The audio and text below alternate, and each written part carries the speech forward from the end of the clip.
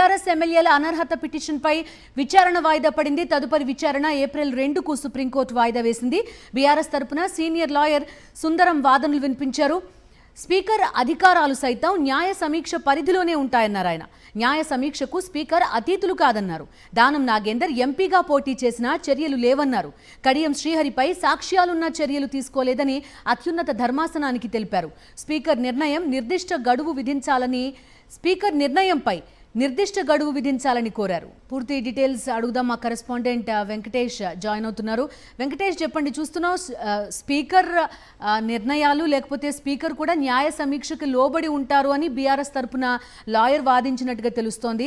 ఈ కేసుతో పాటు సుదీర్ఘకాలంగా ఈ అంశం చర్చలో ఉన్న పరిస్థితి.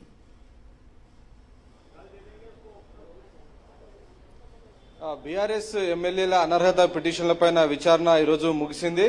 సో తదుపరి విచారణ ఏప్రిల్ 2వ తేదీన వినబోతోంది సుప్రీంకోర్టు. ఇప్పటివరకు బీఆర్ఎస్ తరపున వాదనలు దాదాపు సుదీర్ఘంగా గంటన్నర పాటు సీనియర్ అడ్వకేట్ ఆర్యమ సుందరం వాదనలు వినిపించారు. ప్రధానంగా ఈ కేసుకు సంబంధించి తాము ఏడాది కిందటనే ఫిర్యాదు చేసినప్పటికీ ఆ పిటిషన్లన్నీ పెండింగ్ లో పెట్టి స్పీకర్ ఎలాంటి నిర్ణయం తీసుకోకుండా ఉన్న విషయాన్ని క్లియర్ గా అది సుప్రీంకోర్టు దృష్టికి తీసుకొచ్చారు. వాటితో పాటు ప్రధానంగా స్పీకర్ తీసుకుంటున్నటువంటి ఈ కాలయాపన వల్ల క్లియర్ గా ప్రజాస్వామ్యమే అపహాస్యం పాలయ్యేటువంటి ప్రమాదం ఏర్పడింది.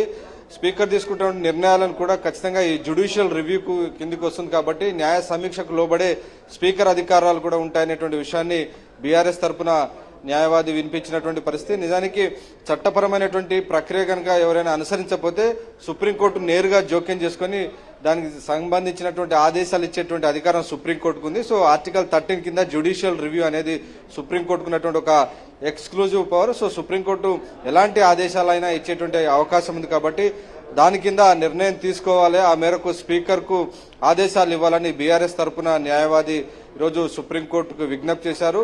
అలాగే ఫిరాయించినటువంటి ఎమ్మెల్యేలలో ప్రధానంగా దానం నాగేందర్ ఏకంగా కాంగ్రెస్ టికెట్ పైన పోటీ చేసి ఓడిపోయారు. సో ఇంత స్పష్టంగా ఆధారాలు సాక్ష్యాలు ఉన్నప్పటికీ స్పీకర్ నిర్ణయం తీసుకోకుండా కాలయాపన చేస్తున్నారు. సో ఇదంతా కూడా డిలే టాక్టిక్స్ లో భాగంగా జరుగుతున్నటువంటి ప్రక్రియ కాబట్టి ఈ విషయంలో సుప్రీంకోర్టు జోక్యం చేసుకోవాలని విజ్ఞప్తి చేశారు. తెల్లం బాలరాజు గాని అలాగే కడియం శ్రీహరి విషయంలో ఒక్క విషయం చెప్పండి. ఇండివిజువల్గా ఎమ్మెల్యే కేసెస్ని విచారించే అవకాశం ఉందా? మీరు అన్నట్టుగా ఇప్పుడు కొంతమంది డైరెక్ట్గా పార్టీ కండువా వేసుకున్న పరిస్థితి, సాక్ష్యాలు ఉన్న పరిస్థితి, ఆ పార్టీ బీఫామ్ మీద కంటెస్ట్ చేసిన పరిస్థితి. అట్ ద సేమ్ టైం కొంతమంది ఇటీవలి కాలంలో చూస్తున్నాం, మేము జాయిన్ కాలేదు కాంగ్రెస్ పార్టీలో అని చెప్తూ కూడా ఫ్లెక్సీలు ఏర్పాటు చేసుకున్న పరిస్థితులు కూడా చూస్తున్నాం. ఖచ్చితంగా ఇప్పుడు ఇప్పుడు అనర్హత పిటిషన్లు 10 మంది ఎమ్మెల్యేల పైన ఉన్నాయి. అందులో 2 మినహా మిగిలినటువంటి 8 మంది పైన బీఆర్ఎస్ కు సంబంధించి ఇప్పటికే తాము పార్టీలో కొనసాగుతున్నామనేటువంటి దిశగా వారందరూ స్టేట్మెంట్స్ చేస్తున్నారు.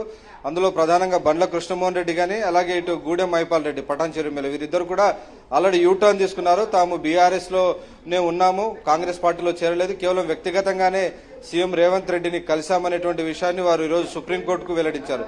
సో ఆ నేపథ్యంలో క్లియర్ గా 8 మంది ఎమ్మెల్యేలు తిరిగి బీఆర్ఎస్ వైపు వెళ్తున్నట్టుగా మనకు స్పష్టంగా అర్థమవుతుంది. సో కడియం శ్రీహరి అలాగే దానం నాగేందర్ ఈ ఇద్దరిపైనే స్ట్రైట్ గా వారికి సంబంధించినటువంటి ఎవిడెన్స్ ఉంది. సో వారు కూడా తాము దేనికైనా రెడీ అంటున్నారు కాబట్టి ఈ పిటిషన్లకు సంబంధించి నిర్ణయం తీసుకుంటే వారిద్దరిపైన అనర్హత వేటు పడేటువంటి అవకాశం ఉంటుంది. సో సుప్రీంకోర్టులో దీనికి సంబంధించి స్పీకర్ తరఫున ఎల్లుండి ఏప్రిల్ 2వ తేదీన దీనిపైన వాదన జరగబోతున్నాయి. అయితే ఇంకొక ప్రధానమైనటువంటి విషయం, అసలు ఈ మొత్తం వ్యవహారంలో స్పీకర్ కు అధికారం లేదు, స్పీకర్ ను ఆదేశించే అధికారం సుప్రీంకోర్టుకు లేదు. ఈ మొత్తం వ్యవహారాన్ని రాజ్యాంగ ధర్మాసనానికి రిఫర్ చేయండి అని స్పీకర్ తరపున న్యాయవాది వాదిస్తున్నారు. సో అది ఏ మేరకు సుప్రీంకోర్టు యాక్సెప్ట్ చేస్తుంది, ప్రస్తుతం ఉన్నటువంటి బెంచే దీన్ని డిస్పోజ్ చేస్తుందా లేకుంటే కాన్స్టిట్యూషనల్ బెంచ్ కు రిఫర్ చేస్తుందా అన్నది మనం చూడాల్సి ఉంది. Okay Venkatesh, thank you.